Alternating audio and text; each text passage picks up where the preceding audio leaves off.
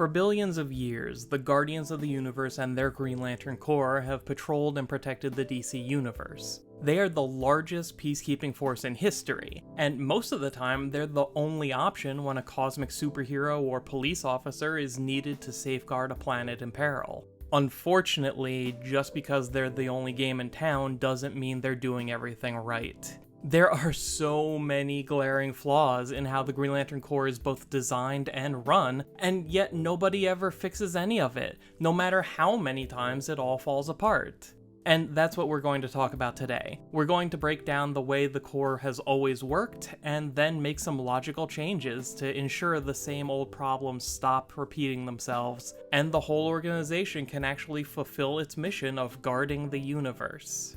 I want to make it clear up front that nothing we'll be talking about today is a reaction to the current Green Lantern ongoing series or any specific Green Lantern series, but rather all of Green Lantern from the Silver Age onward, because the same problems have been plaguing the Corps since the very beginning.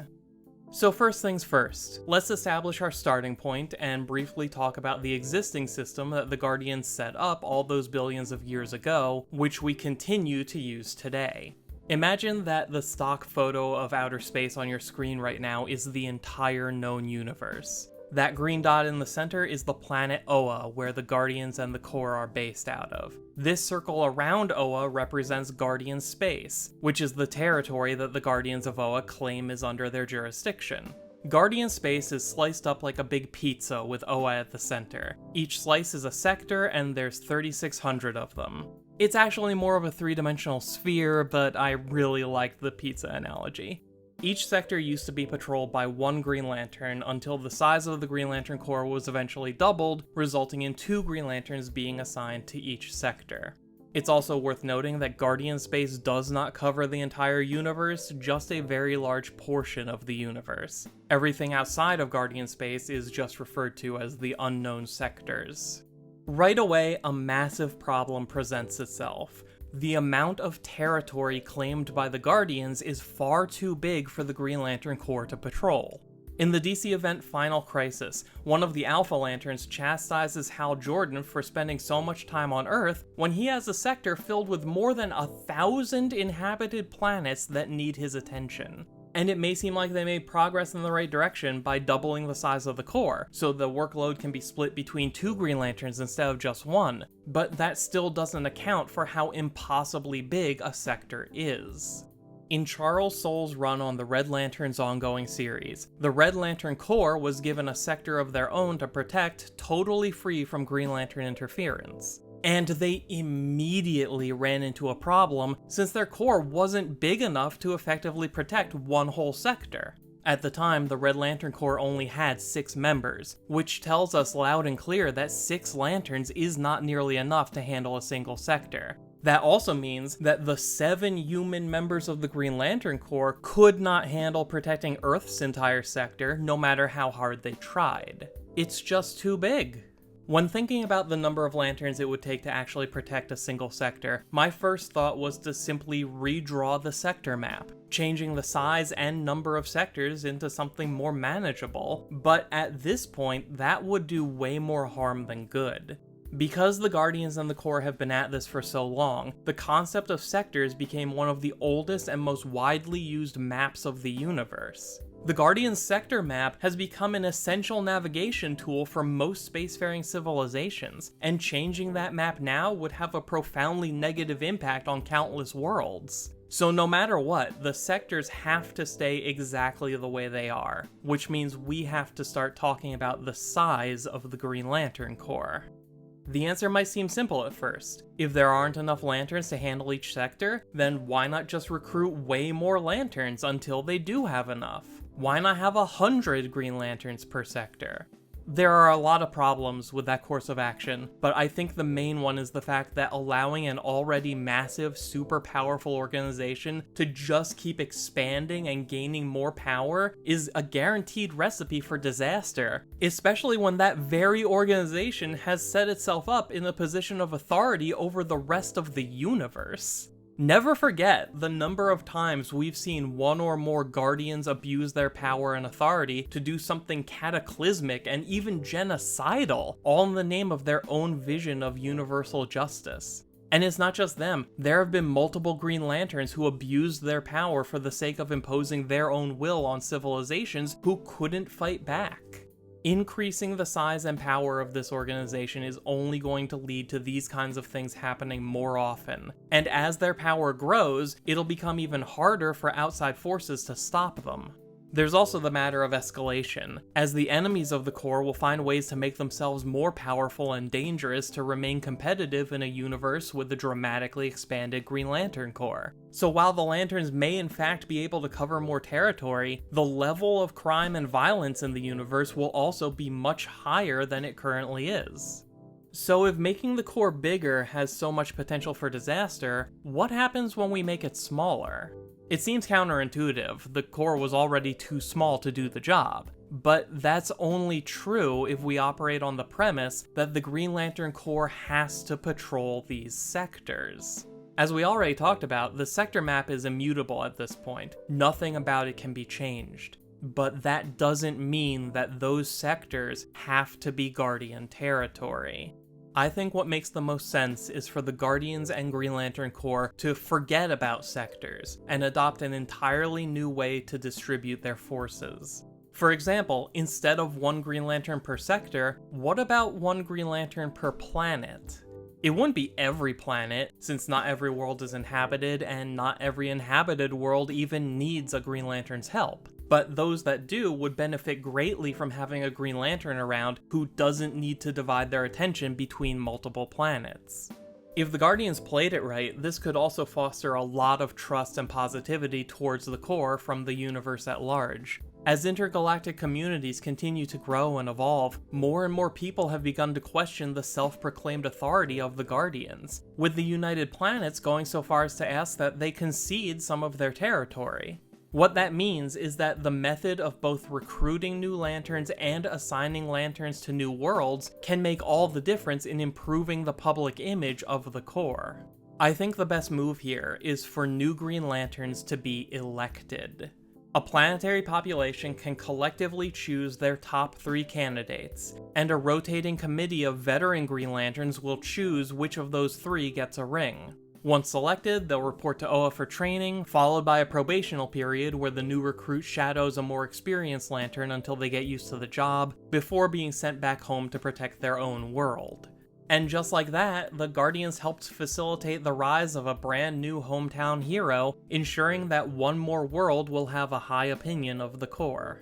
There would be some flexibility to the rule about one Lantern per planet. A world of great importance can have more than one Green Lantern assigned to protect it, and the number of Green Lanterns will vary depending on the importance of the planet and/or the level of threat. Let's look at Earth for example. Earth is the most important planet in the DC universe, and not just because we live there. Earth has always been the resting place of the life entity, an ancient being that's connected to all life in the universe. If the life entity ever gets hurt or dies, then literally every living thing in the entire universe will also die. Beyond that, Earth is the literal keystone of the multiverse, meaning that if Earth is ever destroyed, it'll start a chain reaction that destroys not just the universe, but every universe. Protecting Earth should be the absolute top priority of the Green Lantern Corps, because one way or another, if Earth falls, all life everywhere goes with it. This is actually a very simple and logical explanation for why there are so many humans in the Green Lantern Corps at the same time, why it would make sense to assign them all to the same planet, and it leaves the door open to introducing even more new human Green Lanterns since protecting the Earth is so extremely important. What's interesting about all of this is that if we do make these changes, we will likely end up with a much smaller Green Lantern Corps than we're used to, but that's okay, because we'll never actually notice the difference. Whether the Corps had 3,600 members or 7,200 members, it was always more lanterns than we ever got to see, and one big number is kind of interchangeable with any other sufficiently large number. I'm pretty sure that the largest number of distinctly individual Green Lanterns to ever appear on a single page together is this image right here, and there are only about 160 of them, during a time when there were supposed to be 3,600. No matter how big the number gets, we're only ever going to see a handful of them, so we may as well just have that handful and add new characters as they're needed. So we've talked about the size of the Corps, we've talked about the territory they have to cover, and we've talked about recruitment. But there's one more big thing that needs to be addressed, one massive problem plaguing the Green Lantern Corps. Let's talk about the Central Power Battery. The Central Battery on the planet Oa does two main things. It powers the entire Green Lantern Corps, and it blows up. Time and time and time again, the Central Battery is either drained or destroyed by someone with malicious intent, and the Green Lanterns are mostly powerless without it. The Central Battery represents a single point of failure that can take down absolutely everything the Green Lantern Corps has built. Their ability to defend themselves and others, their primary mode of transportation, their ability to communicate, it all relies entirely on the idea that nothing bad will happen to the Central Battery. Which is why it's so frustrating to see the Central Battery in full display, out in the open, where literally anyone can just walk right up to it. The argument has been made that the Central Battery should be safe on a planet teeming with Green Lanterns and Guardians. That argument is wrong, since the Central Battery has been compromised by outside forces over and over again. Fortunately, I think the solution to this problem is pretty easy. Don't just have one. Take the Central out of the Battery and set up several of them around the universe. One can be on Oa, one can be on Mogo, and maybe put one on Earth, since there'll be so many Green Lanterns protecting this planet anyway. Although, since Earth has as many villains as it does heroes, we should make it as hard as possible for bad guys to reach the Battery, which is why it should probably be located on the moon. Earth's non-Lantern heroes could re-establish the Justice League's lunar watchtower, which would be the perfect place to monitor the Battery, and offer an additional layer of security aside from what comes standard issue from the Corps. Each big battery would be protected by 2 Guardians, and each Guardian would have 1 Green Lantern assigned to assist them. This can be a rotating position, so the same Green Lanterns don't get stuck on battery duty all the time. So in the case of Earth, anyone who wants to take a shot at the Battery will have to make their way to the moon, and then go through the Justice League, all the Earth-based Green Lanterns, and 2 Guardians. I really like the idea of making the Guardians actually proactively guard something for once. And considering the widespread havoc it causes whenever the Green Lantern Corps falls, if they're not even going to make an effort to protect the Central Batteries, then I don't think they really even deserve to be called Guardians of the Universe. If something happens to one of the Central Batteries, an emergency protocol will be triggered in any ring currently connected to it. All Green Lanterns within range of the affected battery will automatically be teleported to the nearest sector house, where they'll have access to supplies, communications, and mid-range escape craft. A sector house, in case you don't know, is a space station set up as a temporary home base for the members of the Green Lantern Corps. There's one sector house in every sector, but the number and placement of these stations will have to completely change, since there'll need to be way more of them.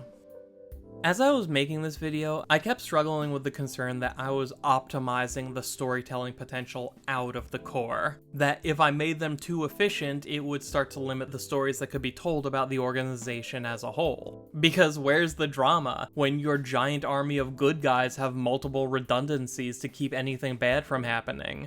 I got over those feelings by remembering that no system is perfect, and there will always be flaws that can be exploited, but that's no reason to just accept the system we have.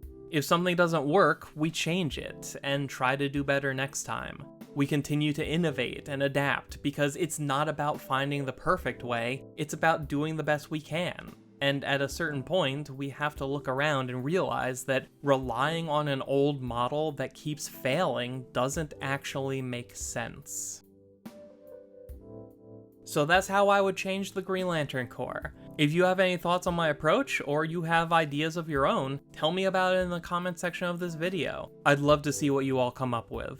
If you like this video, maybe check out another one I made about whether or not the Green Lantern Corps has actually been getting weaker over time. And if you want to see more videos like these, be sure to subscribe to the channel, because I've got a lot more Green Lantern content on the way. Until then, thank you for taking the time to watch. My name is Dan, we'll talk again soon.